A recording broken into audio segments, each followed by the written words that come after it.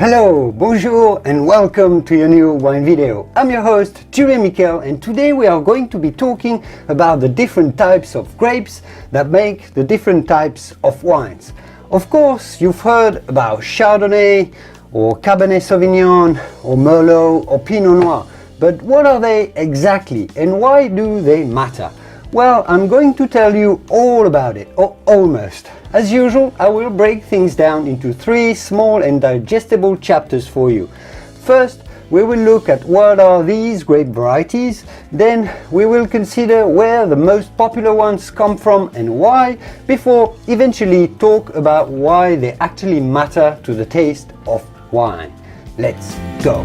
My fellow wine-loving friends, Julien here. Before we get started with the video, there is something that you have to know about.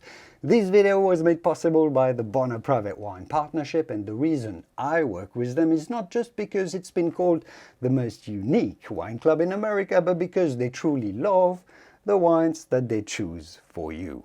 Founded by Will Bonner, the partnership is a small group of wine lovers who have come together to import excellent small batch wines that might otherwise get completely overlooked by large importers. They get them. Right now you can get your hands on 3 rare extreme altitude red wines from Argentina, from some of the purest, highest vineyards in the entire world, way up in the Andes Mountains. No middlemen, no additive packed supermarket wines here, no inflated costs. Plus you'll get exclusive access to more wine education videos from me, just like the one you're about to watch, to make sure you become an educated wine connoisseur. So make sure to check out the link in the video description to see if you want to become partner in something truly special in the world of wine. But for now, back to your video.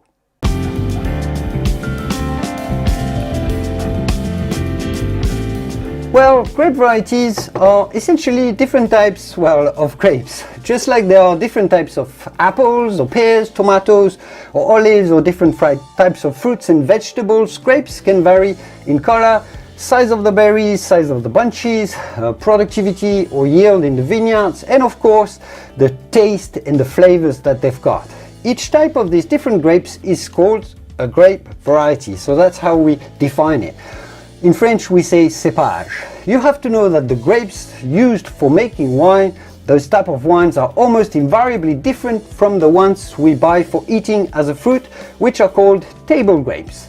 The varieties used to make wine are called simply wine grape varieties. For example, the most planted grapes in the world are Kyoho in China and Sultanina in the US. But those are never used to make wine. You will see Chardonnay and Cabernet Sauvignon on the wine labels, but you've never seen Sultanina on a wine label, have you? Some rare grapes are used for both making wine and for eating, such as Muscat or Chasselas, for example. The most famous wine grape varieties are Cabernet Sauvignon, Pinot Noir, Merlot or Zinfandel, for example, as red wines, and Chardonnay, Riesling, Sauvignon Blanc, Muscat and Pinot Grigio as for the white wines. Some might think that these names are types of wines because, well, you see them on wine labels. In fact, they are rather the names of the actual grapes these wines are made from.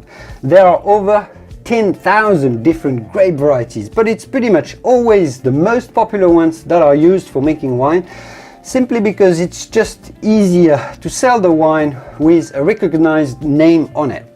It's interesting to note that the 13 popular grape varieties represent a third of the vine area that is planted in the world. Grapes have almost become brands when it comes to wine at this point.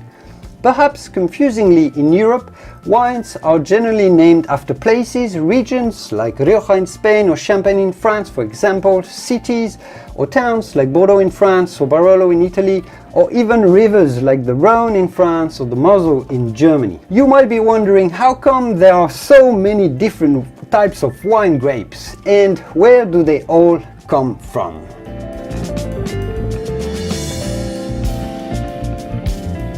What's important to understand here is that grape varieties are essentially different types of plants, different plants that have been selected over time for their agronomic characteristics. Essentially, that's their ability to produce grapes and good grapes under different types of climates, especially in Europe.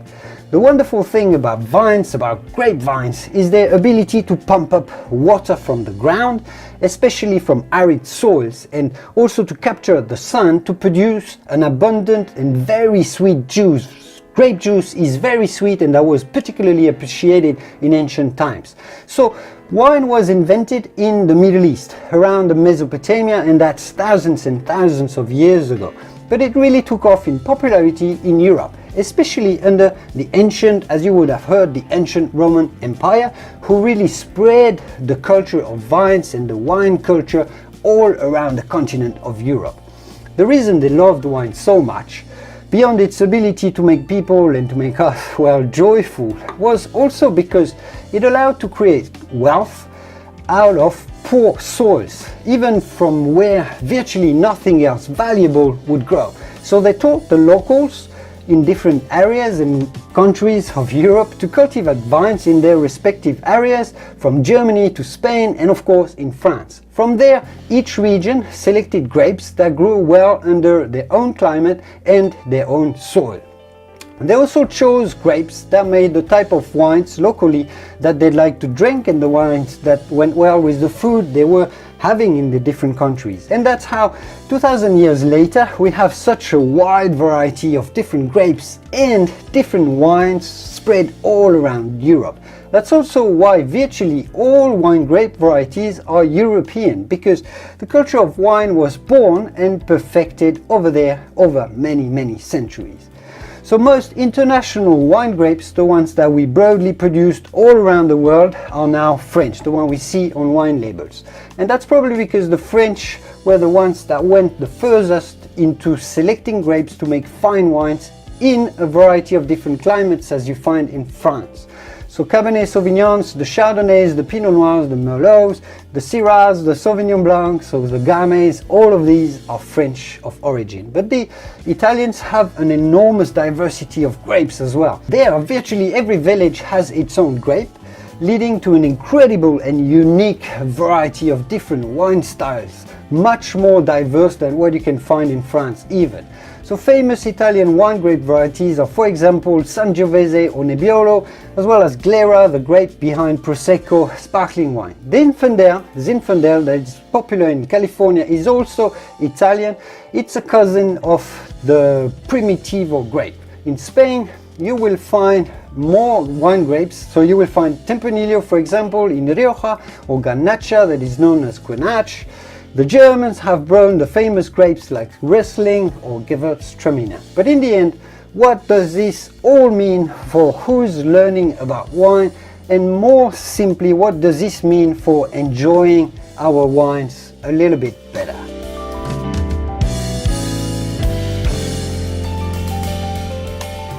So each and every grape has its own characteristics and its own flavor profile. Some are more aromatic than others, meaning, they smell more pungently. Some have more color, as you can see, or more tannins. You can see the variety of colors here, or more acidity, especially in white wines, etc., etc. So each grape also generally has a few signature aromas like lemon and butter, and this is particularly true in Chardonnay, but you will find also some cassis in Cabernet Sauvignon, you will find some black cherry in the Merlots, you will find plum and prune in Zinfandel, or for example black pepper and blackberry in those delicious Syrah wines. So essentially, grape varieties are the first stage of the immense diversity of wine that we find in the world of wine, because they are obviously the core ingredient for making wine. Even the smartest winemaker cannot make the same wine with different grapes. That's just not possible, that's just not going to happen. Then of course, each grape will have a slightly different expression depending on where it's grown. As we say in French, this is going to be depending on the terroir. Understanding grapes is the first stage, the first phase of understanding wine. But then sometimes, of course, winemakers blend different grapes into the same wine, and that's to combine and elevate the qualities as a whole and make a blend that is greater than the sum of its components. But if you don't mind, we will leave the blending for another video. I will make a video explaining what is the blending and how to make it and what is the purpose of it. I hope you enjoyed today's episode and I will see you soon in the next one. Au revoir, santé.